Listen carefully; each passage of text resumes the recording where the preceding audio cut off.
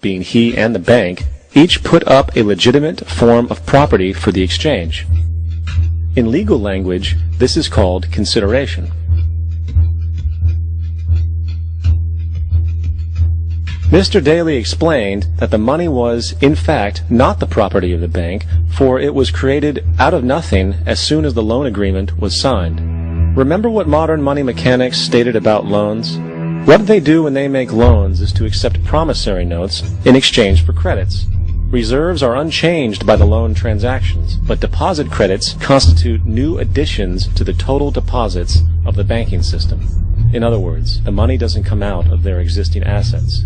The bank is simply inventing it, putting up nothing of its own, except for a theoretical liability on paper. As the court case progressed, the bank's president, Mr. Morgan, took the stand, and in the judge's personal memorandum, he recalled that the plaintiff, bank's president, admitted that, in combination with the Federal Reserve Bank, did create the money and credit upon its books by bookkeeping entry. The money and credit first came into existence when they created it. Mr. Morgan admitted that no United States law or statute existed which gave him the right to do this. A lawful consideration must exist and be tendered to support the note. The jury found that there was no lawful consideration, and I agree. He also poetically added, "Only God can create something of value out of nothing." And upon this revelation, the court rejected the bank's claim for foreclosure, and Daly kept his home. The implications of this court decision are immense. For every time you borrow money from a bank, whether it is a mortgage loan or a credit card charge, the money given to you is not only counterfeit, it is an illegitimate form of consideration, and hence voids the contract to repay, for the bank never had the money as property to begin with. Unfortunately, such legal realizations are suppressed and ignored, and the game of perpetual wealth transfer and perpetual debt continues. And this brings us to the ultimate question: why? During the American Civil War, President Lincoln bypassed the high-interest loans offered by the European banks and decided to do what the Founding Fathers advocated, which was to create an independent and inherently debt-free currency. It was called the greenback.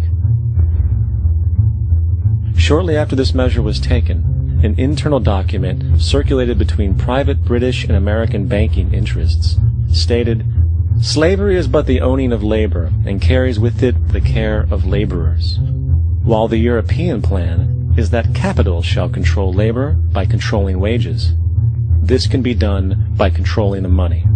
It will not do to allow the greenback, as we cannot control that." The fractional reserve policy perpetrated by the Federal Reserve, which has spread in practice to the great majority of banks in the world, is, in fact, a system of modern slavery. Think about it. Money is created out of debt. And what do people do when they are in debt? They submit to employment to pay it off. But if money can only be created out of loans, how can society ever be debt-free? It can't. And that's the point. And it is the fear of losing assets coupled with the struggle to keep up with the perpetual debt and inflation inherent in the system, compounded by the inescapable scarcity within the money supply itself, created by the interest that can never be repaid, that keeps the wage slave in line, running on the hamster wheel with millions of others, in effect powering an empire that truly benefits only the elite at the top of the pyramid. For, at the end of the day, who are you really working for? The banks. Money is created in a bank and invariably ends up in a bank. They are the true masters, along with the corporations and governments they support. Physical slavery requires people to be housed and fed. Economic slavery requires people to feed and house themselves. It is one of the most ingenious scams for social manipulation ever created, and at its core, it is an invisible war against the population. Debt is the weapon used to conquer and enslave societies, and interest is its prime ammunition. And as the majority walks around oblivious to this reality, the banks, in collusion with governments and corporations, continue to perfect and expand their tactics of economic warfare, spawning new bases, such as the World Bank and International Monetary Fund, while also inventing a new type of soldier, the birth of the economic hitman.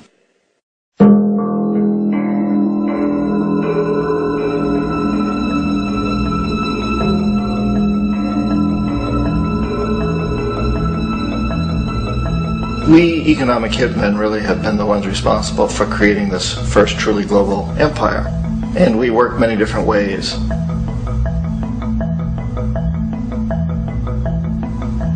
But perhaps the most common is that we will identify a country that has resources our corporations covet, like oil, and then arrange a huge loan to that country from the World Bank or one of its sister organizations.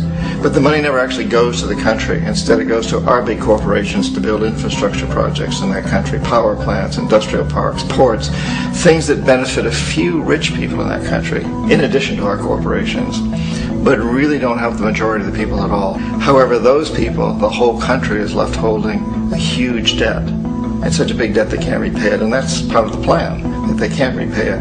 And so at some point we economic hitmen go back to them and say, listen, you owe us a lot of money, can't pay your debt, so sell your oil real cheap to our oil companies. Allow us to build a military base in your country, or send troops in support of ours to someplace in the world like Iraq, or vote with us on the next UN vote to have their electric utility company privatized and their water and sewage system privatized and sold to U.S. corporations or other multinational corporations. So there was that whole mushrooming thing, and it's so typical of the way the IMF and the World Bank work, that you put a country in debt, it's such a big debt it can't pay it, and then you offer to refinance that debt and pay even more interest. And you demand this quid pro quo, which you call a conditionality or good governance, which means basically that they've got to sell off their resources, including many of their social services, their utility companies, their school systems sometimes, their penal systems, their insurance systems, to foreign corporations. So it's a double, triple, quadruple whammy. The precedent for economic hitmen really began back in the early 50s when democratically elected Mossadegh, who was elected in Iran, he was considered to be the hope for democracy in the Middle East and around the world. He was Time Magazine's Man of the Year. But one of the things that he'd run on and began to implement was the idea that foreign oil companies needed to pay the Iranian people a lot more for the oil that they were taking out of Iran. The Iranian people should benefit from their own oil. Strange policy. We didn't like that, of course, but we were afraid to do what we normally were doing, which was to send in the military. Instead, we sent in one CIA agent, Kermit Roosevelt, Teddy Roosevelt's relative. And Kermit went in with a few $1 million and was very, very effective and efficient. And in a short amount of time, he managed to get Mossadegh overthrown and brought in the Shah of Iran to replace him, who always was favorable to oil. And it was extremely effective. Mobs overflow Tehran. Army officers shout that Mossadegh has surrendered and his regime as virtual dictator of Iran is ended. Pictures of the Shah are paraded through the streets as sentiment reverses. The Shah is welcomed home. So back here in the United States, in Washington, people looked around and said, wow, that was easy and cheap. So this established a whole new way of manipulating countries, of creating empire. The only problem with Roosevelt was that he was a card-carrying CIA agent, and had he been caught, the ramifications could have been pretty serious. So very quickly at that point, the decision was made to use private consultants to channel the money through the World Bank or the IMF or one of the other such agencies, to bring in people like me who worked for private companies, so that if we got caught, there would be no governmental ramifications.